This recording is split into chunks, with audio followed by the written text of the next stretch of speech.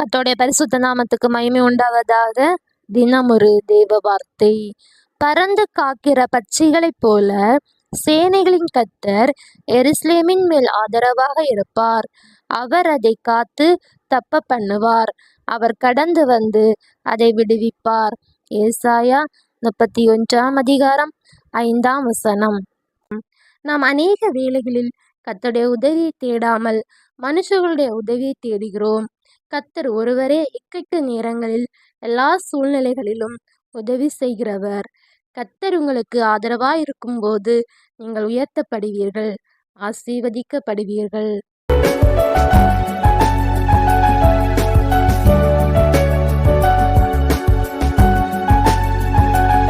இன்று வேதம் வாசித்து ஜெபிக்க மறக்காதீங்க. கர்த்தர் உங்களோடு இருந்து நடத்துவாராக. ஆமென்.